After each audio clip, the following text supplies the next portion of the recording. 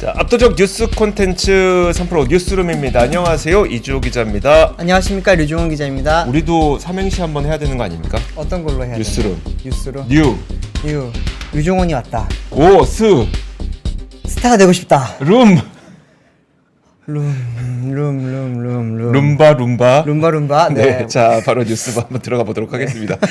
죄송합니다. 저희가 하면 안 되는데 명앵커가 하면 됩니다. 저희가 하면 안 되고. 자, 첫 번째 뉴스는 뭘까요? 첫 번째 뉴스는 제가 준비했습니다. 기억하실지 모르겠는데 작년에 제가 이제 기아 전기차 EV9의 ICCU 결함을 좀 이야기를 했었잖아요. 네. 그때 당시에 좀 많은 파장이 있었는데 오늘 드디어 이제 리콜을 했습니다. 그때 당시에는 이제 제가 좀 문제를 지적했던 거는 뭐냐면은 무상 수리를 했다라는 점이었거든요. 네. 현대차가 이제 아이오닉 5랑 EV6를 출시했던 2021년도부터 이제 ICCU에 대한 문제점은 계속 지금 부각이 됐었는데 지금까지 총 9차례의 무상 수리를 진행을 했습니다. 네.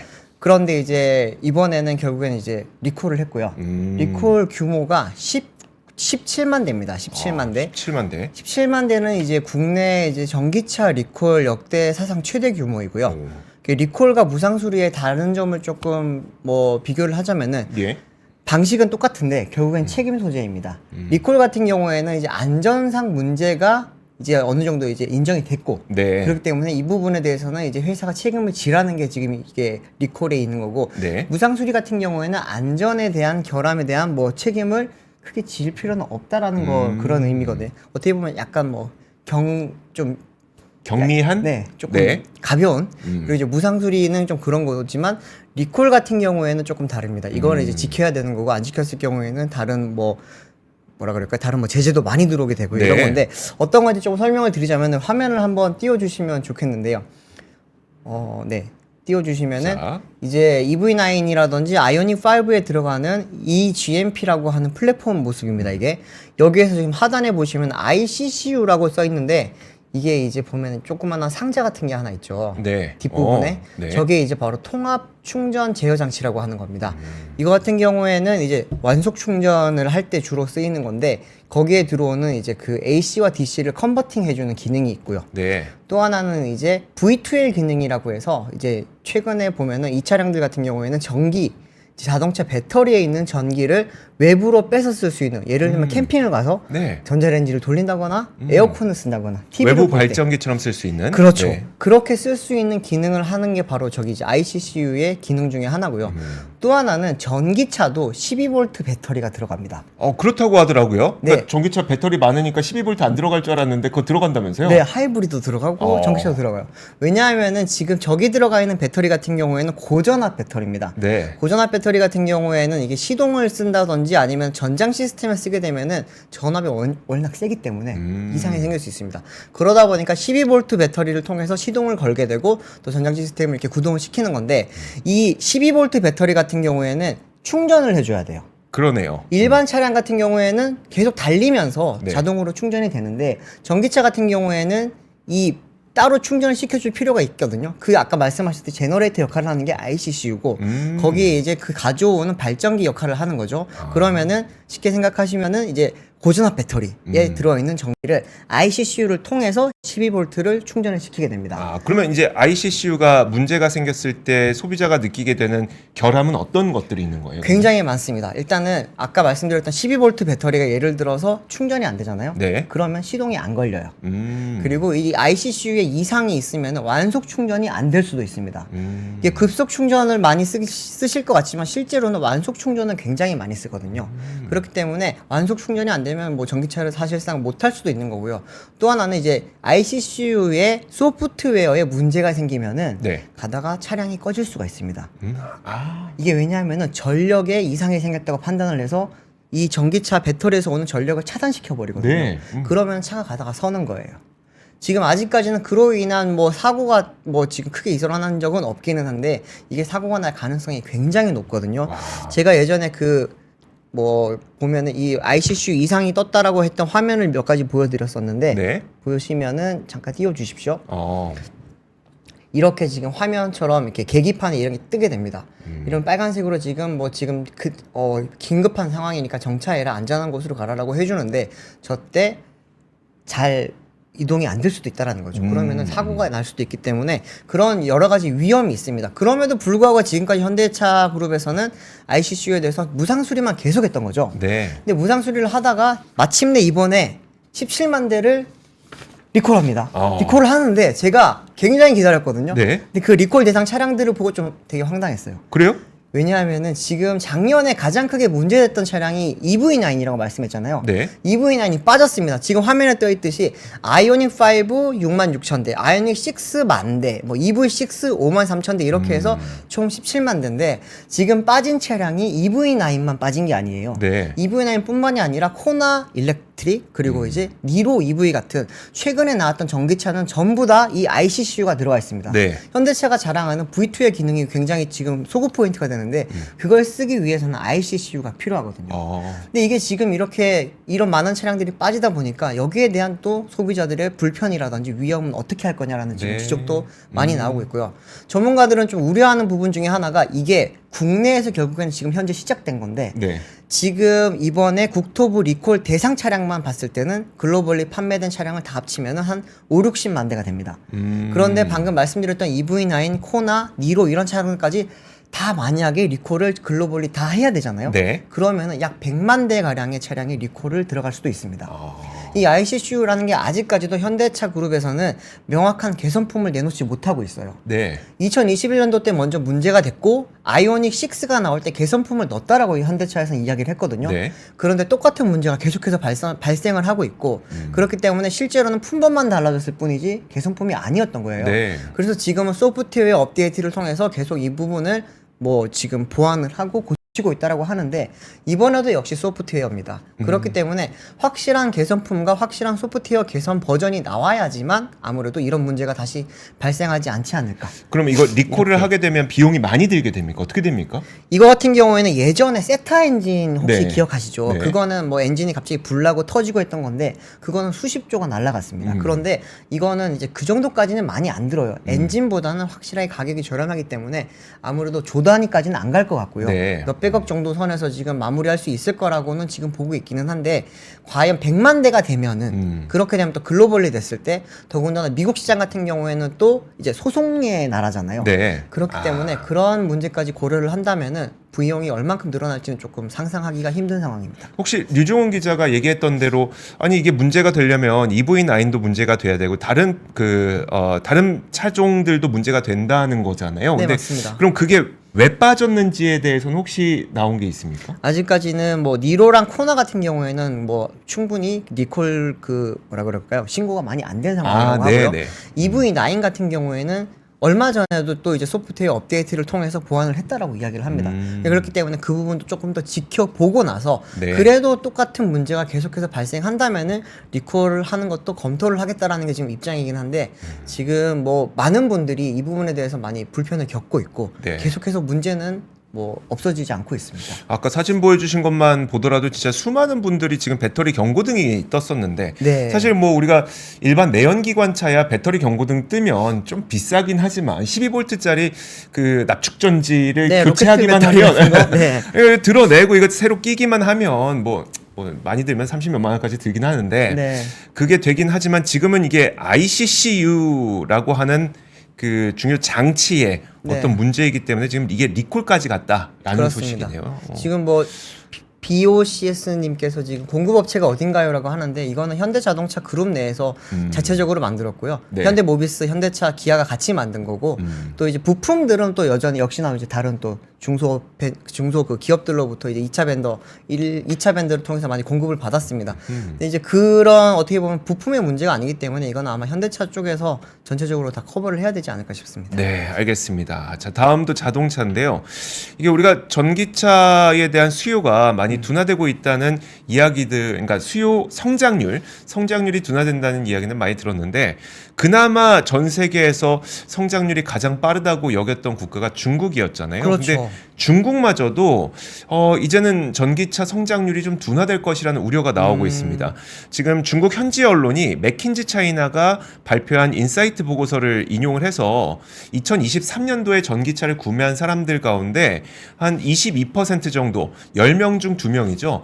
이 10명 중 2명이 다시는 나 전기차 안 살래. 후회한다. 네. 나 다시는 전기차 안 살래. 그렇게 응답한 비율이 10명 중 2명이나 됐다는 겁니다. 사실 맥킨지는 중국에서 이 서베이를 지난 10년 동안 계속 동일하게 해오고 있는데 작년까지만 하더라도, 그러니까 2022년 그 전년도까지만 하더라도 나 다시는 안 살래 라고 대답했던 비율이 3% 정도밖에 안 됐대요. 네. 근데 작년 되니까 이게 22%까지 늘어났다고 하는 겁니다. 그래서 문제가 뭔지를 보니 인프라가 부족하다는 게 첫 번째였었고, 그리고 이게 그 한 해, 두 해 정도 이 전기차를 사용하다 보면은 겨울철을 한두 번씩 겪게 되잖아요. 네. 겨울철에 이제 배터리가 부족해지는 그 문제점, 이런 것들이 문제가 되다 보니까 이런 후회한다는 응답이 꽤 많이 늘어났다는 겁니다. 근데 거기서 끝낼 게 아니라 사실 S&E 리서치에서 오늘 또 무슨 리포트를 내놨냐면, 작년까지만 하더라도 글로벌 전기차의 성장률은 33.5%로 그래도 이 두 자릿수의 성장률을 기록을 했었는데, 올해는 그 수요가 더 둔화돼서 16.6%밖에 성장하지 못할 거다라는 전망 보고서를 내놨습니다. 화면에 그 보고서 리포트를 올려놨으니까 함께 같이 보시면요. 지금 여기서 보이는 이 노란색 선 그래프 있잖아요. 네. 이게 성장률 전망치입니다. 그래서 가장 오른편에 16.6% 보이시죠? 전년까지만 하더라도 33.5%였고, 우리가 가장 히트쳤던 그 해 2021년에는 성장률이 뭐 100%에 달했던 그 해였습니다.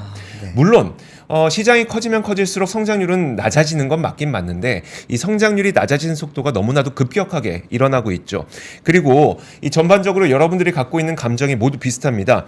전기차에 대한 관심은 있지만 내가 샀을 때 내가 충분히 충전할 수 있을까? 이런 우려가 있는 것, 그리고 겨울에 이거 계속 방전되는 거 아니야? 라는 걱정이 있는 것, 이런 것들이 모두 다 작용을 하고 있는 거고요. 그리고 이 국가별로 전기차 시장이 처하고 있는 상황이 제각각인데요. 일단 중국을 살펴보면, 중국은 이미 그 BYD를 중심으로 이 전기차가 엄청나게 빠르게 시장에 침투를 했잖아요. 그러다 네. 보니까 전기차 침투율이 30%를 돌파했습니다. 그러면 침투율이 30% 돌파한 이후에는 당연히 좀 속도는 늦어질 수 있겠죠. 그렇죠. 그리고 거기에다가 올해는 중국의 경기도 침체 일로를 겪고 있다 보니까 시장의 수요 둔화가 나타날 수밖에 없고, 또 보조금도 폐지됐잖아요. 이런 네. 것들이 다각도로 이 그 중국에서의 성장률도 둔화시킬 요인이 있다는 거고, 유럽도 비슷합니다. 유럽의 경우에는 뭐가 문제냐면, 사실 유럽은 환경 정책이 워낙 강력하다 보니까, 환경 규제가 강력하다 보니까 이산화탄소 규제 기준을 달성한 자동차 기업들은 사실 수익성이 낮은 전기차를 그렇게 강력하게 팔 필요가 없는 거죠. 그렇죠. 근데 이미 많이 팔아놨기 때문에 그 성장세는 둔화될 가능성이 있는 거고요. 다만 이제 2025년부터 또 그 탄소 규제가 강화가 되기 때문에 아마 올해 하반기나 이제 내년쯤 되면 유럽의 전기차 시장은 다시 활성화될 수는 있습니다. 다만 아직까지는 이 유럽 시장도 좀 부진할 가능성이 있다는 거고, 미국을 보면요. 지금까지 성장세를 견인해왔던 테슬라가 사실 4680 배터리를 통해서 사이버 트럭도 많이 팔리고 했으면 좋겠는데, 이게 좀 안 되고 있고, 거기에다가 저가 전기차가 원래 나오기로 했었는데 저가 전기차도 안 나오고 있잖아요. 네. 이것 때문에 성장률이 상당히 기대 이하로 나오고 있다 보니까 미국도 마찬가지로 올해 성장세가 가팔라질 가능성은 좀 낮아 보이는 거고요. 자, 그러다 보니까 물론 이 전기차의 성장률은 조금 시간이 지나면 다시 높아질 겁니다. 분명히 높아질 거고, 앞으로 가야 될 길이 전기차가 맞긴 해요. 하지만 가격이 내려오고 기술이 높아질 때까지는 시간이 다소 걸리게 되겠죠. 그러다 보니까 올해는 다소 힘든 한 해를 보이지 않을까라는 생각이 듭니다. 그러게요. 작년에 이제 국내 시장 같은 경우는 전기차가 판매량이 줄었거든요, 실제로. 네. 성장세 둔화가 아니라 판매가 감소를 했는데, 올해 좀 어떻게 될지 많이 걱정이 됩니다. 그러니까요. 네. 자, 그리고 다음 뉴스. 네. 다음 뉴스는 제가 준비했습니다. 오늘부터 시행된 새로운 제도가 하나 있어요. 오늘부터. 네, 오늘부터. 네. 저한테 도움 됩니까? 도움 될 수도 있습니다. 네. 혹시 폰 바꾸실 때 됐나요? 저 지금 핸드폰 거의 3년 넘게 썼죠? 3년 넘게 썼을 겁니다. 네. 저도 이제 4년째 쓰고 있는데 바꿀 때 됐어요. 바꿀 때가 슬슬 다가오는데 오늘부터 이제 번호 이동 전환 지원금이라는 게 이제 시행이 됐습니다. 네. 이게 뭐 며칠 전부터 계속 이렇게 되게 언론에서 많이 나왔던 이야기인데, 예를 들어서 번호 이동을 하게 되면 최대 50만 원까지 지원을 해주겠다라는 그런 지원 제도 내용이었거든요. 네. 그런데 이제 오늘 막상 지원을 하는 시행 첫날을 돼 보니까 이제 지원이 안 되고 있는 걸로 지금 나타났습니다. 아, 그래요? 네. 그래서 지금 흔히들 말하는 이제 스마트폰을 바꿀 때 많이들 가시는 성지라는 곳들이 있거든요. 네. 이제 서쪽에는 신도림 테크노마트가 있고요. 음. 저 동쪽으로 가면은 이제 강변역에 있는 테크노마트가 있는데 양쪽 테크노마트에 이제 많은 그런 이동통신 대리점이라든지 단말기 업체들이 있다 보니까 거기 가는데 오늘 많은 기자들이 가서 취재를 했더라고요. 네. 루포 기사를 여러 개가 올라와서 다 읽어봤는데 보니까 오늘은 전혀 지원금이 나가지 않고 있다고 했습니다. 물론 뭐 기존에 있었던 가면 이제 뭐 카드라든지 어떤 또 불법 보조금이라고 불리는 그들이 또 지원하는 여러 가지 지원금들이 있잖아요. 네. 이런 걸 통해서 뭐 몇십만 원씩 지원을 받을 수도 있는 것들도 있고요. 또 가끔씩 보면은 이제 갑자기 뭐 번개처럼 뭐가 하나 올라오는 게 있습니다. 공짜폰. 공짜폰 뭐 하는 예전에 뽐뿌라는 데서 그런 게 많이 우리 올라왔는데 버스폰이라고 했잖아요. 네. 예, 놓치면 지나간다고. 그렇죠. 버스폰. 그런 게 오늘 이제 여전히 많이 나오긴 했는데 하지만 이제 아직까지는 그 공식적인 번호 이동 전환 지원금 자체가 지금 나오지는 않았다고 합니다. 이 전환 지원금 같은 경우에는 이제 이동통신 사업자가 번호 이동을 하는 이용자의 기대 수익, 위약금, 심카드 발급 비용, 장기 가입 혜택 상실 비용 등을 이제 부담을 해주는 그런 지원금인데 업체별로는 최대 48만 원에서 50만 원까지 지금 자율적으로 지급을 할 수 있다고 합니다. 이 부분에 대해서 이제 특히나 이제 공시 지원금 15% 내에서 지원되던 추가 지원금에다가 전환 지원금까지 더해지기 때문에 소비자가 받는 혜택이 기존보다 커졌다라고 했던 게 정부의 입장이었습니다. 네. 그런데 오늘 실제로 지금 이제 아직까지는 전혀 나오지가 않고 있었는데 그 나오지 않은 이유를 조금 더 취재를 해보니까 전산이 아직까지 마련되지 않았다고 합니다. 쉽게 말하면 이제 이동통신사에서 이렇게 보면은 그 단말기 그 단말기 대리점이죠. 네. 그쪽으로 가는데 지금 그 해야 되는 그 구축이 되어야 되는 그런 이제 아직까지 전산이 완료가 되지 않아서 오늘 당장은 지급이 어렵다고 했고요.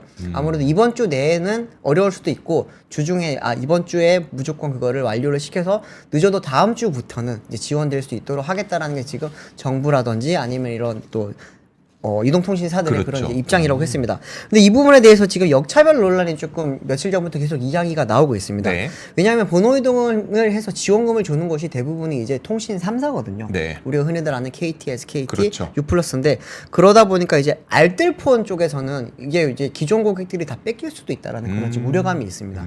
쉽게 말하면은 뭐 번호 이동만 해도 50만 원을 지원을 해준다면은 네. 조금 더 나은 서비스를 받기 위해서 가려고 하는 분들이 많이 생길 수 있다고 하거든요. 근데 이 부분에 대해서 정부에서는 그렇게 생각보다 많은 사람들이 이동하지는 않을 거다라고는 이야기를 하고 있습니다. 어떻게 생각하세요, 혹시? 사실 계산할 것 같아요. 그러니까 예를 들어서 알뜰폰을 우리가 사용하는 이유는 그 기계는 어차피 똑같고 그렇죠. 기계는 같은데 매달 내는 통신비가 적다는 장점이 그렇죠. 있어서 네. 알뜰폰을 쓰는 거잖아요. 그러면 네. 자신의 상황에 맞춰서 내가 알뜰폰을 쓰면 50만 원 이상의 효용이 있으면 바꾸는 거고 네네. 만약에 내가 알뜰폰하고 이제 기존 통신 3사하고 가격 차가 그렇게 크지 않은 네. 요금제를 쓰고 계시는 약간 고요금제 있잖아요. 높은 그렇죠, 요금제. 그렇죠. 8만 그런 원, 분들은 9만 원. 예, 네. 그런 분들은 굳이 이제 알뜰폰을 안 쓰시겠죠. 이제 뭐 3사로 다시 옮기시겠죠. 그럴 수 있죠. 그 비중이 어느 정도 될지는 잘 모르겠습니다. 네. 뭐 정부에서도 그 부분에 대해서는 정확히 판단을 못한 것 같고요. 근데 아무래도 좀 통신 3사 쪽에서는 기대하는 바가 약간 큰 것 같아요. 제가 보니까. 그리고 이제 또 다른 논란 중에 하나가 50만 원이 어디서 도대체 나왔냐.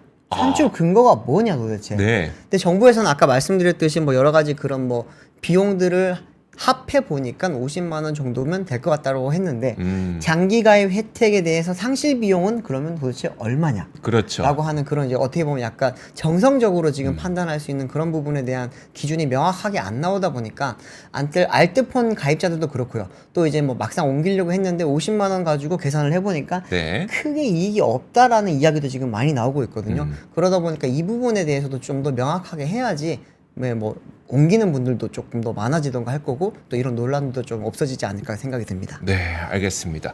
아유, 오늘부터 받을 수 있는 줄 알았는데 찾아가 보니까 못 받았더라. 네. 자, 뉴스 봤고요. 다음 뉴스는 바로 이겁니다. 류종원 기자도 이제 아이를 키우고 있고 저도 아이를 키우고 있다 보니까 사교육비 꽤 부담스럽잖아요. 상당합니다. 근데 오늘 보니까 그 지난해 우리나라의 사교육비 총액이 27조 원을 기록해서 역대 최고를 기록했다고 해요. 와, 많이 쓰긴 많이 쓰는구나 이런 생각이 들었는데 우리가 그 다른 다른 분들과 비교하는 게 굉장히 중요한 문화잖아요. 우리나라의 문화잖아요. 네, 어쩔 수 없죠. 그렇죠. 그러니까 과연 남들은 사교육비 얼마나 쓰고 있는지 한번 보여드리도록 하겠습니다. 일단 1인당 월 평균 사교육비가 43만 4천 원입니다. 이거 많이 쓰는 겁니까? 적게 쓰는 겁니까? 43만 3천 원. 1인당. 한 명당. 예. 아이 2명이니까 이제 그러면 엄청 많은 것 같지는 거의 한 않은데. 90만 원 정도 쓰셔야 되는 건데. 제 기준으로 봤을 때 굉장히 높은 것 같은데 생각했던 것보다는 조금 낮은 것 같기도 하고요. 그렇죠. 네. 그 가구 소득이 좀 높은 월 소득 800만 원 이상 가구에서는 거의 1인당 월 평균 67만 천 원을 쓰고 있었고요. 그리고 네. 월 소득 300만 원 미만의 약간 그 가구 소득이 적은 계층에서는 이제 18만 3천 원 정도를 사용하고 있었다고 합니다. 여러분들은 과연 어느 정도 사용하고 있는지 지출하고 있는지 한번 비교해 보시면 좋을 것 같은데, 자 일단 매크로적으로 한번 보도록 하겠습니다. 자 표 한번 보시면요. 저는 참 눈에 띄었던 게 뭐였었냐면 학생 수의 변화를 한번 볼까요? 2022년까지만 하더라도 학생 수가 528만 명이었던 학생 수가 네. 2023년이 되니까 521만 명으로 7만 명이나 감소했는데 네. 감소했음에도 불구하고 사교육비는 4.5% 늘어서 27조 원의 역대 최고 사교육비가 나오게 된 겁니다. 야, 사실 사교육비라고 하는 거는 여러분들 아시겠지만 여기엔 물가가 들어 있어요. 그렇죠. 그러니까 물가를 배제하고 계산을 하지 못합니다.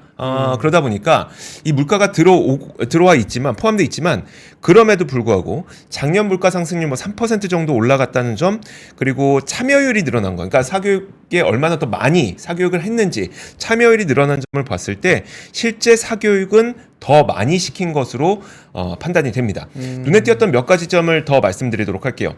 첫 번째가 이겁니다. 그 고등학생 사교육비가 많이 늘었어요. 이거는 굉장히 비쌉니다 요즘. 그쵸. 네. 고등학생 1인당 월 평균 사교육비가 전년보다 6.9% 증가한 49만 1,000원을 기록했는데 표 한번 보여주세요. 이게 우리가 분명한 이유를 통계만 보고 단정 지을 수는 없지만 그 일부에서 이런 이야기를 하시는 분 가끔 계시더라고요. 그러니까 킬러 문항 배제했는데 왜 사교육비가 고등학생에서 가장 크게 늘었지라는 이야기를 하는 분이 좀 계시고 네.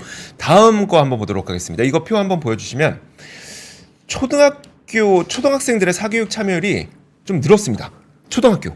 지금 보시면은 이제 참여율 보면 왼쪽에 초등학교 참여율이 85.2%에서 86%로 늘었죠. 네. 중학교는 오히려 줄었고요. 고등학교 늘긴 했는데 조금 늘었습니다. 0.4%포인트 늘었으니까. 시간도 마찬가지로 초등학생이 좀 많이 늘었고 중학교, 고등학교는 조금 뭐 비슷하거나 아니면 조금 늘거나 이 정도입니다.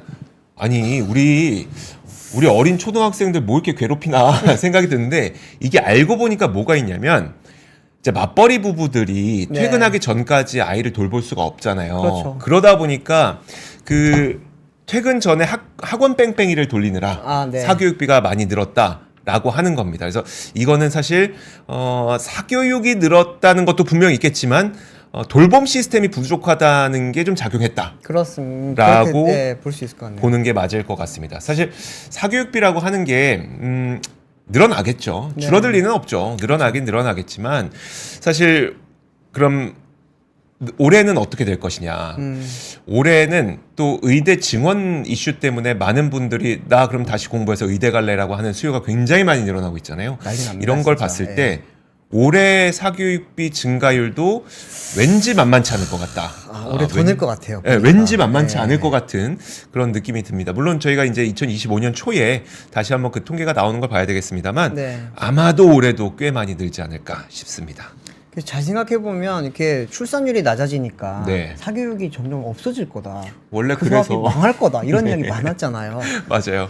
그런데 주변에 보면은 오히려 둘이 아니라 하나를 낳아서 키우다 보니까 그 아이한테 더 많은 리소스를 투여하는 것 같더라고요. 그렇죠. 네. 저 같은 경우에는 어릴 때 맞벌이를 하셔가지고 저도 그 뺑뺑이를 많이 돌아서 네. 아까 말씀하셨던 게 너무 공감이 됐는데 그런 보육 시스템 같은 경우에도 조금 더 많이 보완이 돼야 될 것 같아요. 그러니까 그 오늘 안 그래도 네. 별개 뉴스인데 어린이 전용 라면이 나왔다는 거예요. 그래요? 그러니까 우리가 소금이 많이 그러니까 나트륨이 많이 들어가 있는 어른 라면을 어린이들에게 먹이기는 좀 그렇잖아요. 그렇죠. 그러다 네. 보니까 어린이 전용 라면이 나왔다는 거예요. 아이들은 줄고 있지만 아이들에게 우리가 지급하는, 그러니까 투자하는 비용은 훨씬 더 많이 늘어나고 있는 것도 맞는 것 같습니다. 그런 것 같습니다. 자, 다음 소식도 보도록 하겠습니다. 다음 소식은 제가 준비했습니다. 요즘 SNS 하시다 보면은 뭐 페이스북이나 뭐 인스타나 하시다 보면은 뭐 유명한 사람들이 저를 믿고 투자하십시오. 저 이재용 삼성전자 부회장. 저는 30대의 부를 이루었으며 저에게 투자하시면 그 리딩방 연결됩니다. 네, 저는 이제 김프로님이 하는 방들을 되게 많이 봤었는데 그게 하는 게 아니잖아요. 그렇죠. 유명인 사칭이잖아요. 저도 이제 제 이름으로 달려 있는 카카오톡 리딩방이 있더라고요. 와. 도대체 제가 뭘 할 줄 안다고 리딩을 하겠습니까? 절대 속지 마시고요. 네. 근데 이제 그런 부분에 대해서 이제 유명인들이 당하고 본인이 얼굴이 걸려 있다 보니까 그렇게 이제 당하신 분들이 본인한테 불만을 토로하는 일이 되게 많습니다. 그런 일이 계속 발생하다 보니까 그 부분에 대해서 공동으로 대응을 해보자라고 해서 유명인들이 이렇게 이제 좀 대응을 하기에 모임이 만들어졌는데요. 뭐 주요 이제 인사들로 보면은 김미영 강사, 김영희 서강대 교수 저희도 많이 나오시죠. 네. 뭐 송은이 연예인 송은이 씨 그리고 이제 존리 전 뭐 메리츠 자산운용 대표, 주진영 전 하나투자증권 대표, 저희 이제 김프로님, 뭐 개그맨 황현희 등이 주축이 돼서 결성을 했다고 하는데 유명인 사칭 온라인 피싱 범죄 해결을 위한 모임이라고 합니다. 줄여서 유사모라고 해요. 유사모가 이제 오는 22일에 이제 오후 2시 30분에 프레스센터 19층 기자회견장에서 첫 번째 공식 기자회견을 진행을 한다고 합니다. 뭐 이 부분은 이제 뭐 앞으로 할 이야기인데 지금까지 있었던 일들이 과연 얼만큼 문제가 됐길래 이렇게까지 나타나는 건가라고 하는데 네.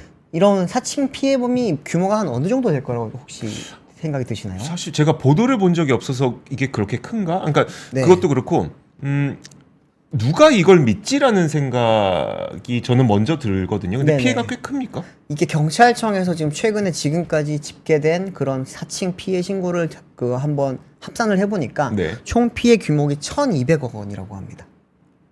이게 1,200억 원이요? 네. 이게 왜 불법 이런 리딩방이 문제가 되는 게 뭐냐면요. 이게 불법 리딩을 해서 거기에 대한 투자를 통한 손실을 보는 게 끝이 아니고요. 네. 피싱으로 연결이 된다고 합니다. 대부분이. 본인들한테 돈을 맡겨주시면은 그거를 우리가 운용을 해서 자산을 불려주겠다라고. 네. 쉽게 말하면은 불법 리딩방들은 보통 종목을 찍어주고 그걸 투자를 해서 돈을 버세요. 그 대신에 우리한테 얼마의 수강료를 내십시오잖아요. 네. 근데 그 방식은 이미 이제 한번 유행이 지나간 거예요. 요즘 나오는 방식들은 제가 유명한 이재용이고 제가 유명한 존리고 김프로입니다. 저한테 돈을 보내주시면은 제가 저의 수익률만큼 만들어 주겠습니다. 라고 하는 거예요. 근데 아시겠지만 그들은 진짜가 아닌 가짜잖아요. 네. 돈을 보내면은 돈을 받을 수가 없습니다.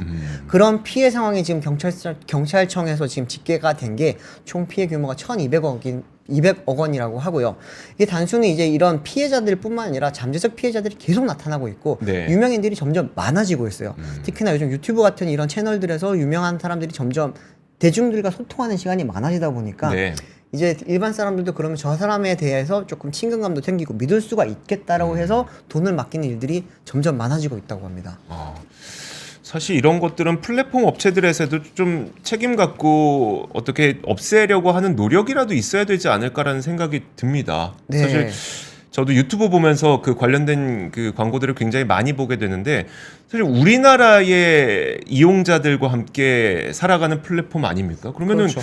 거기에서 적어도 이런 일이 발생하지 않게 하기 위한 좀 노력이라도 있어야 되지 않을까라는 생각이 드는데 얼마 전에 이제 페이스북에서 이제 청문회를 통해서 마크 저커버그가 이 페이스북 성착취 피해 아동 부모님들에게 스스로 사과하는 모습이 있었잖아요. 물론 네. 청문회였기 때문에 그 본인이 이제 질타를 당하고 나서 그 다음에 이제 뒤로 돌아서서 마크 저커버그가 저희가 조치를 취하겠습니다라고 했던 거긴 하지만 적어도 그 정도의 모습이라도 좀 보여줘야 되지 않을까.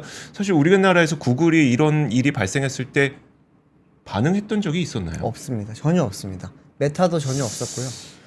제가 정말 지금 이 보도를 하고 네. 있지만 제가 직전에도 제 게시물에 박세익 전무님 이름을 상칭한 사람이 댓글을 달았어요. 본인한테 투자를 하라고.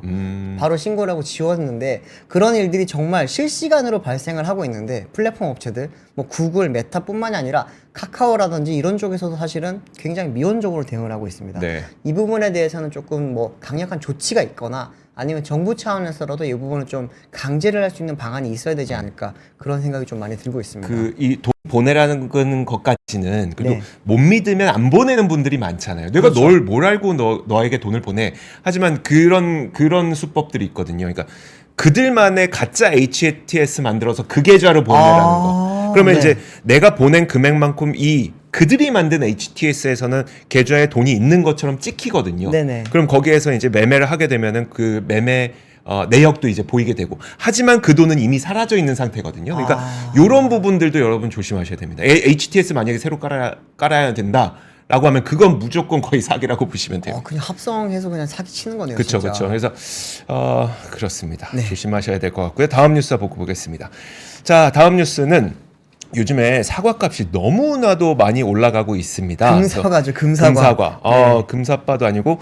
자, 사과 도매 가격이 처음으로 10kg당 9만 원을 기록했습니다. 1년 만에 2배 뛰어넘은 거고요. 근데 이제 사과 가격의 급등이 문제가 되는 점은 뭐냐면, 지난번에 제가 통계 전해드리면서도 말씀드렸는데, 과일은 사실 나는 사과만 먹어.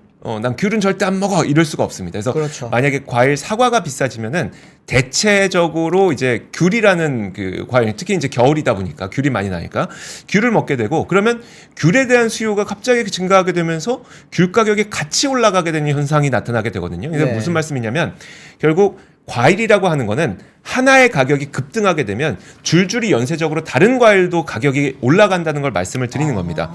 네. 그래서 이제 요즘에 과일 상인분들 있잖아요.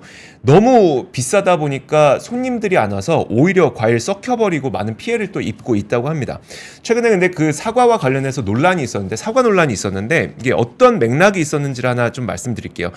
그 사과 가격이 너무 급등하다 보니까 일부에서 그러면 가격을 안정시키기 위해서 사과를 수입하면 안 되냐는 목소리가 있었대요. 네, 이거는 근데 많죠.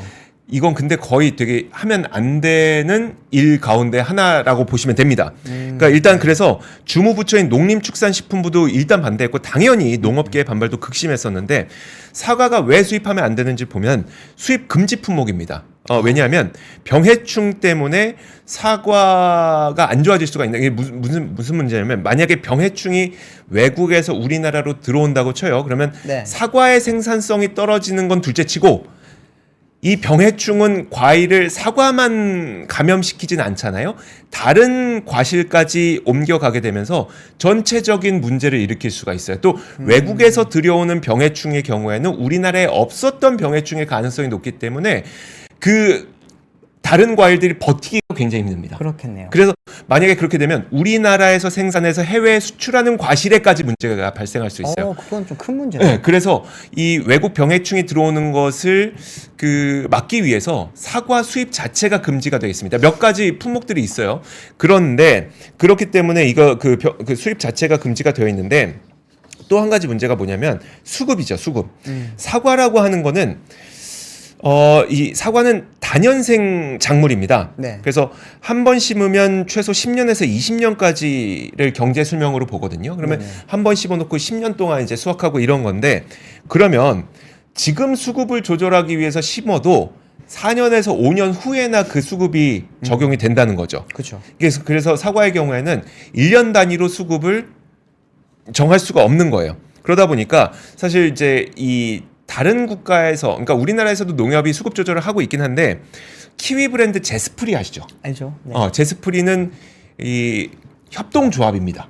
그래요? 기업이라고 보기 좀 어렵고 협동조합인데, 이게 네. 그 키위 수급을 농민 한 명 한 명당 요즘에 잘 팔린다. 그럼 막 많이 키워서 많이 재배하고 싶잖아요. 그렇게 네. 되면은 갑자기 공급이 너무나도 크게 늘어나면서 가격이 훅 떨어져 버리잖아요. 그쵸. 그래서 그런 것들을 전체적으로 수요 공급을 조절할 수 있는 협동조합이라고 보시면 돼요. 우리나라 보면 샤인머스킷이 엄청 인기 많아가지고 그렇죠. 너무나도 다 막 심어가지고 키우다 보니까 한 송이에 3만 원 막 이렇게 하는 거 지금 뭐 5천 원까지 떨어지고. 가격 떨어지고 근데 맛은 좀 없어지고. 그러니까요. 네, 그런 일이 발생하다 보니까 네. 품질은 지키면서 수급을 조절할 수 있는 협동조합 형태로 다른 국가에서 많이 이루어지고 있거든요. 제스프리가 대표적인 예고. 네. 근데 만약에 사과의 경우에 올해 이제 수입을 해서 물량 늘려놓고 네. 그 다음에 내년에 만약에 수확량이 풍부해지면, 그러면 가격은 또 너무나도 크게 급락할 가능성이 있습니다. 폭락하겠네요. 폭락할 가능성이 네. 있습니다. 그래서 사실 이제 기후 위기 때문에 생산량은 급변할 가능성이 상당히 높거든요. 그렇다면 우리나라에서도 물론 지금 농협에서 하고 있긴 하지만 네. 이렇게 수급 급변동에 좀 대응할 수 있는 좀 그 철저한 대응 방안이 좀 고민되어야 되지 않을까라는 생각이 듭니다. 제가 대구 사람이잖아요. 네. 원래 예전에 대구가 사과로 굉장히 유명했거든요. 네. 대구 능금 이러면서 되게 유명했는데 요즘 대구에서 사과 농사 안 지어요. 아 그래요? 날씨가 바뀌어서 그렇습니까? 네, 날씨가 더워지니까 이제 점점 올라가서 경북 지역에서도 거의 안 짓고 그 문경 넘어서 거기 태백산맥 넘어가잖아요. 네. 그 문경세제 넘어가는데 거기가 이제 거의 마지노선이고요. 대부분 충청도로 지나갔어요. 아, 그 보시면 요즘 충주맨이 나와서 충주사가 맛있다고 이야기 말씀 네. 많이 하시잖아요. 네. 그만큼 이제 대구와 충주는 굉장히 거리가 멀거든요. 기후 변화로 인해서 지금 사과도 이렇게 많이 안 팔리 많이 못 재배를 그러니까요. 하는데 이런 일도 있으니까 큰일이네 진짜. 자 간단하게 한 가지만 더 볼까요? 네, 간단하게 제가 말씀 전해드리겠습니다. 러시아 정유시설 피습 소식이 이제 간밤에 들려왔었는데 그러면서 이제 국제 유가가 4개월 만에 최고치까지 갑자기 급등을 했습니다. 이날 뉴욕 상업거래소에서 이제 4월 인도분 서부 텍사스산 원유 선물 종가가 79.72달러로 전날 종가 대비 2.16달러 2.8% 상승했습니다. 하루 만에 이제 원유가 2.8% 상승하는 일이 잘 없는데 네. 엄청나게 오른 거죠. 런던 아이스 선물 거래소에서도 지금 이제 5월 인도분 브렌트유 선물도 전날 종가 대비 2.6% 오른 배럴당 84.03달러의 거래를 마쳤습니다. 이렇게 지금 갑자기 이렇게 뭐 미국이죠. 그 러시아의 정유시설이 우크라이나에 드론 공격을 받았고 미국 같은 경우에도 최근에 이제 원유 생산을 점점 줄이고 있잖아요. 네. 그러다 보니까 이제 제일 걱정되는 거는 국내 주유소 가격이 오를까봐 지금 많이 걱정들을 하고 있습니다. 그러다 보니까 이제 오늘 안덕근 이제 산업부 이제 차관 같은 경우에도 오늘 이제 주유소를 돌면서 안덕근 장관이 이제 주유소를 돌면서 이제 보면은 그 좀 자중해달라, 네. 천천히 올리자 이런 걸 좀 이야기를 했고 정유 업체들한테도 조금 많이 좀 부탁을 한 걸로 오늘 보도가 많이 됐습니다. 알겠습니다. 자, 이렇게 오늘 저희가 뉴스 준비한 소식은 여기까지입니다. 3프로 뉴스룸은 여기서 인사드리도록 하겠고요. 이어서 박근영 부장의 데일리 힌트도 많은 시청 부탁드리도록 하겠습니다. 물러나겠습니다. 고맙습니다. 감사합니다.